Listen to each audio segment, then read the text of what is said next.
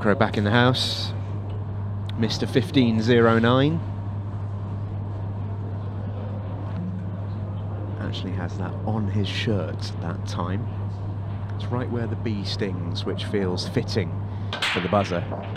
I tell you what, Brian, you keep breaking like that this season and things might well change for you, because that is simply belter, as he would say. Yeah, standing up on it, it's so hard to do that, the stand-up break. To do that consistently well, incredibly difficult, but he's hit a couple of them perfectly tonight.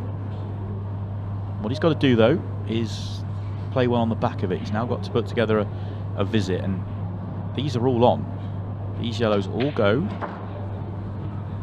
Yeah, there were green shoots, weren't they, at the end of that match against Shaun Storry. It was far from an auspicious start from the buzzer, but he started to get going against Autopilot eventually.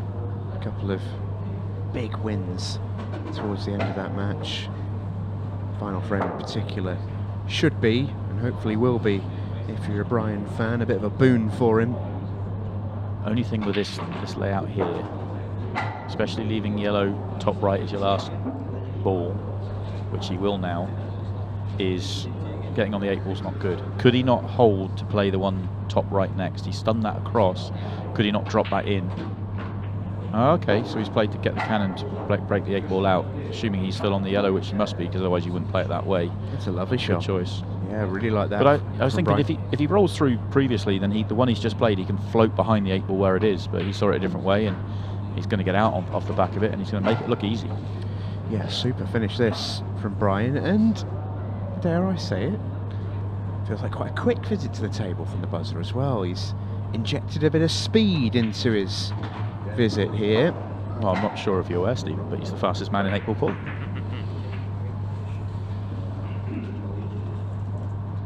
Yeah, that was a minute and 45 seconds into the match, and Brian Halcrow is already back in his chair with the one next to his name.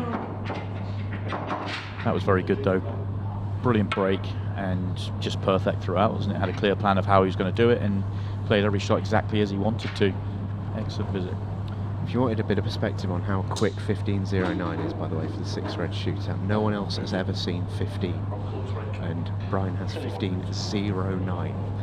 The difference, that's basically a difference of over a second over the next quickest, and that break is a joke from Rab, isn't it? You can't believe that's going to be dry. There's only been, I mean, we'll have to consult the record books, but there's only been, I would say, 2 or 3 16s, I think. I don't know. I think there's only been 1 16 and a couple of 70s.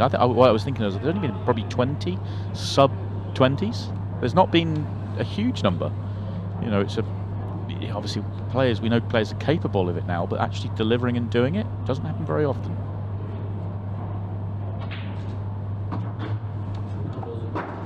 So Brian's looking at yellows. These are tricky.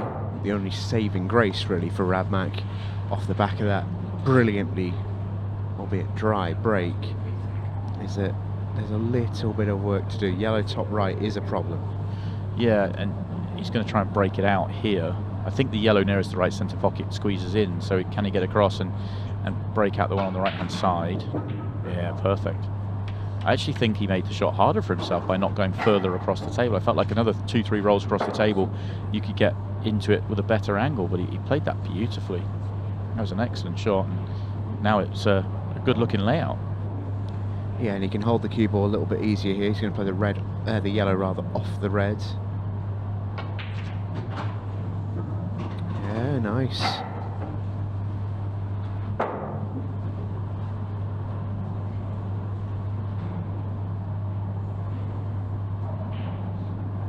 The yellow does go left centre, so he's decided to go top corner first.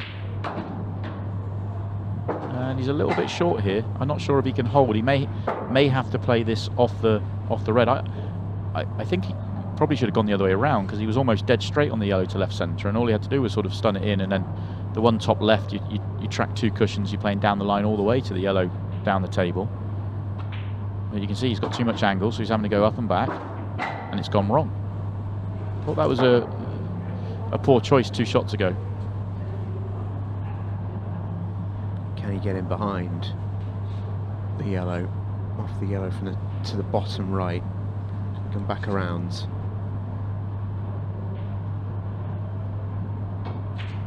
Oh, he goes the other way, checks back up. It's a pretty decent shot, I think.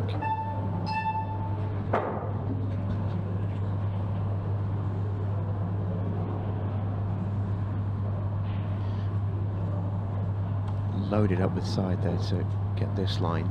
This needs making. Tough shot. He's judged that to perfection. Oh, I would have loved it to slow just a fraction, but he'll take this. Yeah, he had to use the red to get onto the 8 ball. That's why I said it was a tough shot, yeah. was you really had to judge your cue ball well there. Pot wasn't really much of an issue, but the cue ball was. Now he's just got to basically repeat the same pot, and he's 2-0 in front. Lovely stuff from Brian Halcrow. Not exactly making easy work of it, but he certainly looks an altogether different player to the one that started the night in those first 2 frames against Shaun Storry. He does, but that, to me, that visit highlights. I mean, look at this situation here. You know, if he goes left centre, just off straight, all he has to do is stun it maybe back 2-3 inches, and the one he just plays top left, it's the natural 2 cushions with all the room in the world. He goes the other way around where he's trying to screw back to get straight, so you're screwing back across the line, and then you obviously comes up short, and thereafter actually he's had to dig very deep to make that finish. If he goes the other way around, he gets out without having to make a difficult shot. It's a very surprising choice from Brian. But Brian's I've had this conversation with him. He sees his patterns as straight lines, so he's always looking to get himself into straight lines and have the pattern connect that way. Whereas someone like a Declan Brennan will always use angles and use cushions, and that's more that there's wider margin of error when you go using the cushion rather than trying to play straight line patterns. Pretty big break from Brian in terms of power, and he's left a great split because he's dry. Rab Mac will feel that's a bit of revenge for him really, after he hit an absolute cannon to begin the last frame and didn't see the table because Brian reverse cleared. An eye for an eye here for Rab Mac, he will hope. He's now got to do to Brian what Brian's just done to him and go back to back here. Excellent start from Brian to make those 2 clearances, and didn't quite connect as well with that break. We talked on the opening one about how tough it is to consistently break well when you stand up on it, and that's the one that went wrong, but the split's still fabulous, isn't it? Yeah, and it went wrong to the point where he didn't really control the cue ball as he would have liked, but he did keep it on the table. There's levels of wrong, you know what I mean? He's still been disappointed, I think, not to come to the table. Yeah, good shot from Rab there. He's a good line here. Just checking his lines for the final red, but he's in ship shape here. It's Rab Mac. Very tidy visit to the table. This will be a bit of a nerve settler, I think, for Rab. Very, very tidy finish, and you just feel like he sort of needed this, really. Every time he's had a chance so far, it has been tricky, there has been work, there has been a little bit to do. But that one was a little bit simpler, he just flew through. Just had to control his cue ball and pick the pattern, and he did it well. Yeah, that's what he was looking for, a nice chance like that to get going. And strange thing is, if he'd had that chance first time round, he'll feel so much better about the chances that got away. But the chances he had, early on were trickier. Always had a problem or 2 to solve and wasn't able to work it out. Front row seats to the big show. Cue ball stays up by the skin of its teeth. He's very fortunate. So he slightly miscues this break. This is the only danger with the front ball break, of course, is it doesn't take much to miss-hit it and you go into the top corner pocket, but he knows he's got away with one there. But even though he's mishit that, the power is still just phenomenal.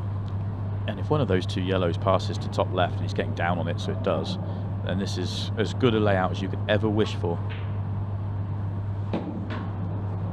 Just pulls up, he's fine. Yeah, this is just kind of routine connections here. Yeah, and Rab's putting his pace on this match as well here. He's not hanging about, he wants to put time back into this game.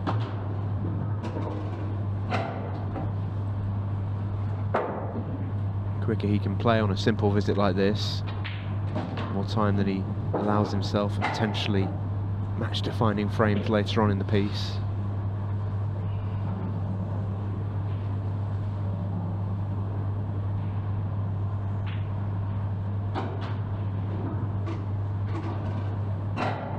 Like the way he's gone about this, it's been pretty pristine. Has he left himself a touch straight? Could have done with just a touch more up the table, just to stun right behind the 8-ball, but he's got enough, he can pinch the pocket. You know, just that touch more angle would have mean that, you know, he's right behind his 8-ball without really having to force it. Still shouldn't miss it. Never in doubt. 2-2 then, 9:20 and ticking down in this match. Excellent visit to the table from Rab Mac, who rapidly responds to the opening salvo from the buzzer. How good's this been, though? Yeah, this has been really good. It feels like the first two matches were players just getting themselves, apart from Dylan obviously played brilliantly, just feeling their way and getting into their season, whereas now this is just, right, let's just get them open and roll them in. Yeah, we've warmed up, if we're Rab and Brian here.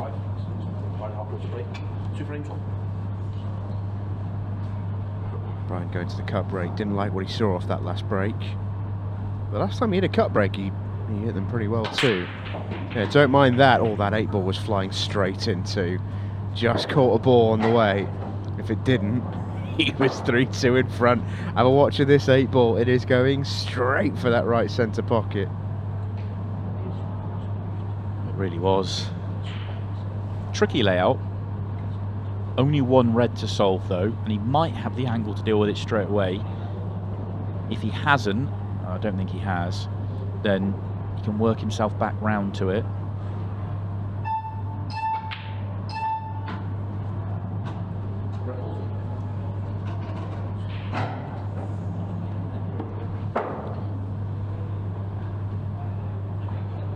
Yeah, could play it now if he really wanted to. Don't think he will. Could play off the reds over the left centre. I think the cue ball might just flick the yellow and not get where he wants to.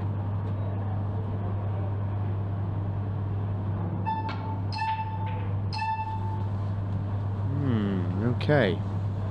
Interesting decision. He decided he didn't have the angle he wanted at the top of the table. It's going to take him another shot, maybe 2, to get the angle to play the breakout. And once you get, you know, once you've only got, say, 3 balls left, maybe 2 balls left on the table, you are miles behind. Made the decision to pull back, but you know, we talked before about playing kind of those negative shots. This time around there was some positivity in what he was trying to do. He was trying to open up the reds. Yeah, absolutely. You can play a tactical game in this rule set, but you've always got to be doing something positive. And that was positive from Brian. A gamble though, even so. Always a gamble. Because, you know, he was definitely going to be leaving pots on for Rab. Oh, Rab's just gone all out. That is a ludicrous combo, by the way. Well, I question whether he was actually trying to make it, the way he was trying to put the cue ball behind the balls at the top of the tables. Maybe it was just a loss of turn where he's actually inadvertently made both. That's fine though. The red at the top of the table is now dead. The only thing he's got to be careful of is, you know, it's an absolute automatic loss of turn if he leaves that red on. And that's why he's not played down the table. He could have played, you know, there was an option to open up the 2 yellows at the bottom of the table, knowing the red at the top was dead, but one loss of turn at the top of the table gets rid of that yellow, and you know it wasn't necessarily going to gain him an advantage. So I think Brian might be in a world of trouble here. I think he's jawed. Yeah, really nice shot from Rab. Yeah, real tough one that for Brian. Feel for him. I don't think Rab played for him to be jawed, but it's a pretty happy outcome for the Northern Irishman. Is he going to play this? Oh no, he's looking at the 2 together. I was wondering whether he was playing the yellow that's by his cue ball now off the cushion, off the red, going into the other 2, which would be a big shot, but he's just going to play a loss of turn or attempt one. Just let that cue ball go too far. He's been a little bit fortunate.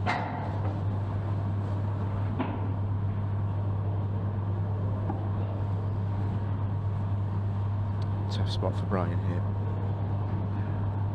It's a good shot that from Rab Mccullough. That's a loss of turn shot, in international rules. You can pot your opponent's ball as long as you play a legal shot in doing so yourself. And he put cue ball in hand there off the foul to be able to do that. That's how much of a tactical advantage it can be. But you can see he had to play a very good little carom shot to make it. Yeah, Rab can get out from here now. I think he's a little bit short. I would like to have been on the one on the cushion, straighter, so you could get underneath the yellow that he's about to play, and you could play that off the yellow at the top of the table. Now, how you're dealing with the yellow at the top would be my question. Could you maybe look at a 3-ball plan? But potentially, but if you've got underneath this one, then you've got a guaranteed shot whilst being on one of the balls at the bottom of the table. Okay, he's going to try and do it from this one as either a 3-ball rather than yellow off yellow. It's difficult though. Go either way here, it's just how you see it. Does try and play the plant, doesn't get it. And what a chance for Brian Halcrow. Yeah, and that nudge at the end is going to hurt Rab. It's wide open here for Brian.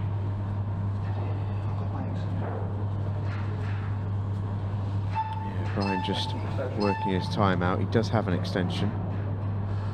I think he's decided there, you could see the cogs whirring in the mind of the buzzer. I think he's decided, let's not get too clever here, let's just get this one and worry about time afterwards. You could really waste some time in this visit, but I don't think he really wants to be doing that.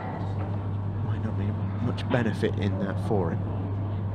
So keep the time in the match, just play your normal rhythm, get this frame one, and then see where you are afterwards. He is going to lead, that much is for sure. Big moment in the match. Brian Halcrow wins frame number 5, goes in front, and Rab Mccullough will be feeling sore after that one. It looked like he had the frame one. Yeah, he was in complete control of the tactical exchange, and easy to sit here in the commentary box and analyse that one. It was a tough one to take on. Maybe you could have, with cue ball in hand, dealt with the one at the top of the table first shot, maybe welded the cue ball to the yellow behind whilst opening it up. That was an option. And then look to get cue ball in hand again potentially, or keep yourself in front. But he chose to be positive, and just didn't make the shot, didn't execute the shot that he was trying to really. Needs to get the boomstick back going. That'll help. Yeah, it'll help. That break is something else. A little bit unfortunate actually. This first shot's not as easy as it looks. Played well. Executed that beautifully, yeah, really nice. Yeah. What do you reckon, Si? Top 16 with that break? I mean, might win a frame. I might have been tempted to play the one he's playing now previously than play that one top left first, because it would have stopped you having to connect these two at the bottom together, because you could have gone bottom right, then top left, and then bottom right again. I don't expect it to be an issue for Rab. He's just backed himself, but that is not ideal. He was trying to come across and be straighter on this. Loved a couple more inches there, wouldn't he? Oh, it was missable, and a massive, massive moment here. Come back to the decision, and I know he's rushing at 15 seconds a shot, but leave the red near, that was in wide open top left, use pop top right, and then deal with it. You won't have that issue then.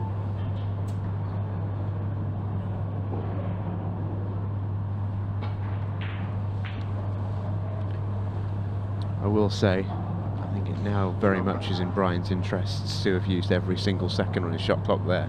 Yeah, and absolutely now for Brian, be as negative as you like really. Although that shot there obviously being a foul and knocking the red over the pocket. Yeah. Ironically, do you leave the cue ball exactly where the referee's given it you there? Maybe a little loss of turn, hide the cue ball in the yellows, or do you think you go here? No, I think loss of turn and hide the white. He's gone the other way. I can't argue against that actually. That's a decent decision. Not the loss of turn. The only thing is, if he can find a way to get the gap. Oh, and he did. There was a chance. How's he hit the red and not made it? Brian maybe gets away with one there. I think you probably have to go here. Just pot your open balls. Doesn't have it. I don't think maybe he only got the one along the top cushion. I don't think he's got a pot to get onto another ball. So I don't disagree with any of his decision making in this frame. Maybe his execution of that shot. He's left sight of this red. It's not going to matter. Rab Mc knows now that Brian can see the job out. Tough one to take for Rab Mccullough. This defeat will see passage through impossible. But for Brian Halcrow, who started the night with a draw against the group favourite and has followed it up with a win. Not just followed it up with a win, but a win where he's played really well. Can take an awful lot from this. He's trying to run through to get to 4 before the clock. Fastest man in pool. He's not quite going to get the time to make the 8 ball, even though he really wants it. But Brian Halcrow is going to be pretty pleased with that performance. It's a 3-2 victory for him as the clock strikes down and the buzzer is right in the mix in the Champions League.